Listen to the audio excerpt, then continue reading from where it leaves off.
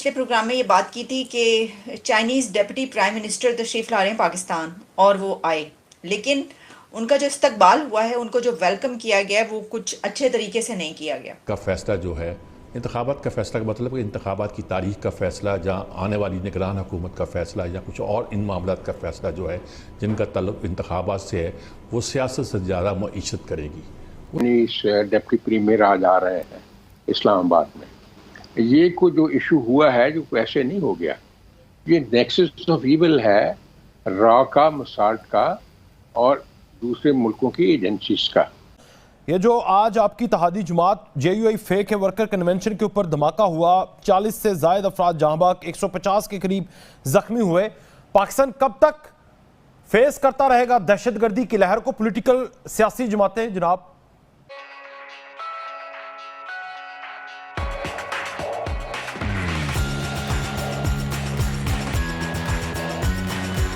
यानी हमने तो अपनी सी पूरी कोशिश की कि उनको बहुत अच्छे तरीके से वेलकम किया जाए, लेकिन एक बहुत बड़ा धमाका हुआ है। यानी जो दहशतगर्द हैं उन्होंने ये वेलकम किया इस तरीके से और कोशिश क्या की, सही उनकी कोशिश कामयाब भी रही कि एक जब चाइना के डिप्टी प्राइम मिनिस्टर पाकिस्तान पहुंच रहे, यानी जब हमारे मुल्क में पाकिस्तान में कोई एक ऐसी पर्सनालिटी काफ़ी अरसे के बाद कोई विज़िट हो रहा है तो उसको जो है वो बर्बाद किया जाए, और वो इसमें कामयाब रहे, क्योंकि हर तरफ अब चाइनीज़ डिप्टी प्राइम मिनिस्टर की आमद की, अराइवल की खबरें या उनके विज़िट की खबरें पीछे रह गई हैं, और हर तरफ जो खबर चल रही है इंटरनेशनल मीडिया में और नेशनल मीडिया में जहाँ पर भी, तो वो ये खबर चल रही है। पहुँचा रही हूँ कि एक बहुत बड़ा धमाका हुआ है बाजोड़ में, और ये अफ़गानिस्तान के बॉर्डर के नज़दीक ये जगह है, वो एरिया है कि जो दहशतगर्दी की जद में है।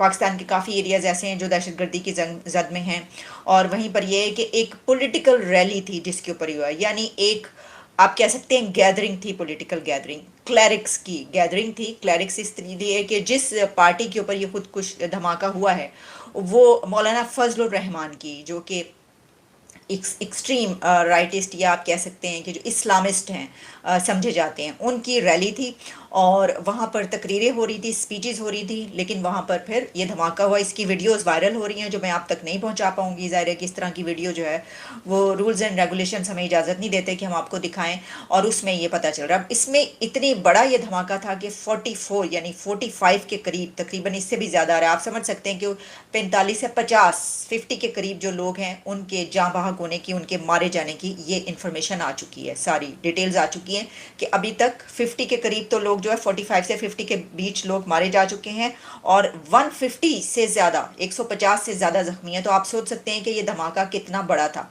यानी उन्होंने कोई छोटा मोटा धमाका करने की कोशिश नहीं की, बल्कि वो पूरे एक तरीके के साथ, तैयारी के साथ जो आए हैं। अब देखिए, इससे पहले हम ये जानते हैं कि जो अफ़गानिस्तान के साथ हमारे रिलेशन हैं आजकल, वो किस नहज पर पहुंच चुके हैं। जो ज़बीउल्लाह मुजाहिद की तरफ से कुछ दिन पहले जो ज़ुबान इस्तेमाल की, जैसा उनका लहजा था, जिस तरीके रूड बिहेवियर से उन्होंने कहा कि आप तो उसमें है ही नहीं मुआहिदे में, वो तो हमारा अमेरिका के साथ एग्रीमेंट है, आप दोहा एग्रीमेंट की बात कर रहे हैं। और उससे पहले पाकिस्तान की तरफ से भी कुछ काफ़ी सख्त अल्फाज में जो है वो स्टेटमेंट्स आई, ना सिर्फ ये कि हमारी पॉलिटिकल जो लीडरशिप है उसकी तरफ से, डिफेंस मिनिस्टर की तरफ से, बल्कि आर्मी चीफ की तरफ से भी, जो अफगानिस्तान की तरफ से यहाँ पर दहशतगर्दी हो रही है उसके ऊपर सवाल उठाए गए और वो बात की गई। तो फिर उसके बाद वहाँ से जो स्टेटमेंट आई वो हमने आपके सामने रख दी कि उन्होंने कहा कि भाई आप कौन है वगैरह वगैरह, इस तरह की चीज़ें। लेकिन उसके बाद अमेरिका की तरफ से भी एक स्टेटमेंट आई, अगर आपको याद हो, उनकी जो प्रेस ब्रीफिंग होती है डेली बेसिस पे, वहाँ पे स्पोक्स पर्सन से ये सवाल किया गया कि इसके ऊपर आप क्या कहेंगे। तो उन्होंने ये कहा कि जो हमारी तरफ से, यानी कि जो पाकिस्तान की तरफ से कहा जा रहा है कि वहाँ पर कुछ जो रिफ्यूजीज़ या अफगानी मौजूद हैं उनकी तरफ से, वो तो कोई इंडिकेशन नहीं है, लेकिन हम पाकिस्तान में जो दहशतगर्दी है उनके साथ खड़े हैं। और हमेशा जो ये सूरत हाल है, क्या आपको भी कुछ इस किस्म की फीलिंग्स हैं, या फिर इस सूरत हाल से अभी जब आगे जाना है, हमने इकनॉमिक क्राइसिस एक तरफ है, केयर टेकर को पावर्स दे दी गई, लेकिन दूसरी तरफ दहशतगर्दी बड़ी तेज़ी के साथ फैल रही है। 2013, 2018, 2008 का इलेक्शन, इवन मोहतरम बेनज़ीर भुट्टो शहीद हो गई थी, 40 दिन इलेक्शन लेट हुआ था, लेकिन इलेक्शन प्रोसेस नहीं रुकाता हुए थे। इस वक्त आप इस सारे तनाजुर के अंदर क्या देख रहे हैं? देखें जी, ये जो सूरत हाल है बहुत मखदूश इसलिए भी है, आपको पता है कि चाहे ये बड़ा प्लान करके किया गया है। What I understand as a student of this phenomena ये कोई आम चीज़ नहीं है कि जी ऐसे क्यों हो गया और इतना जुल्म हो गया, इतनी कैजुअलिटीज़ हो गई।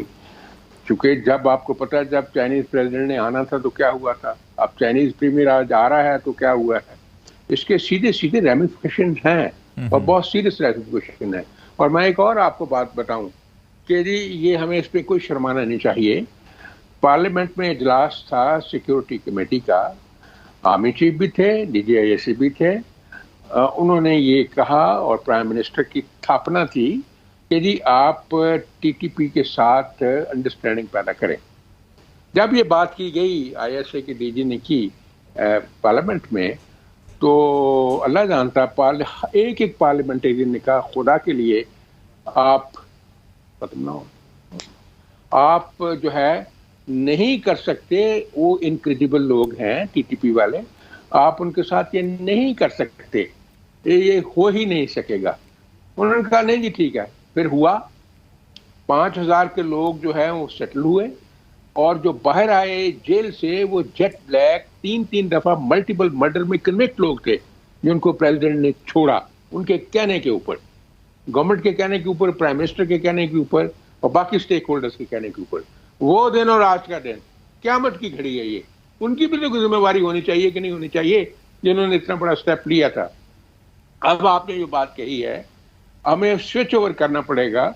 जो 2016 का प्लान था जो APS के हवाले से बनाया गया था, उस प्लान को रिस्टोर करना पड़ेगा।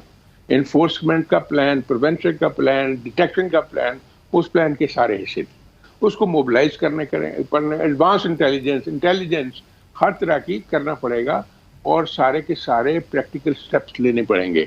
इसमें मैं नहीं समझता कि पॉलिटिकल पार्टीज बड़ा कुछ कर सकती हैं।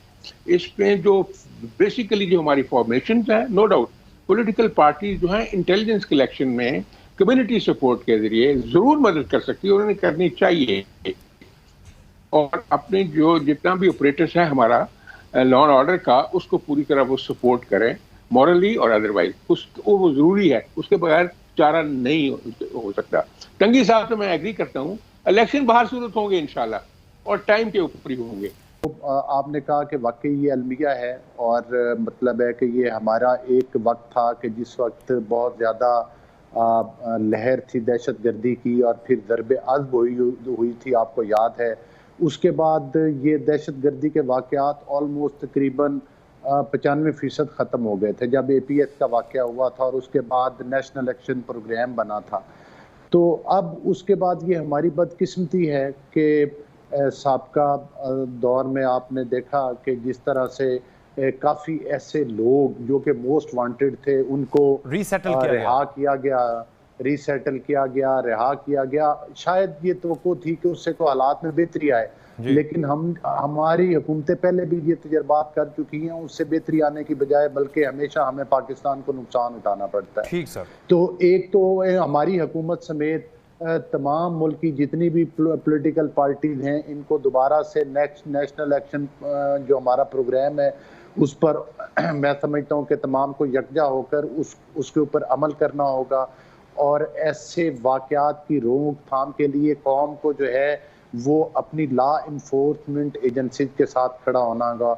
हम पूरा पाकिस्तान इस वक्त इस गम की खबर में उन लवाकिन के साथ और JUI मौलाना फजलुर रहमान साहब की पार्टी के साथ खड़ा है और अल्लाह ताला उन सबको सब्र जमील अता करे। लेकिन हमें दूर रस वो पॉलिसीज बनानी चाहिए जिससे पाकिस्तान का अमन बहाल हो, जिसमें पाकिस्तान, चूँकि पाकिस्तान इस वक्त मुश्किलात में अंदरूनी तौर पर भी और बैरूनी तौर पर महाजों के ऊपर भी मुश्किलात में घिरा हुआ है।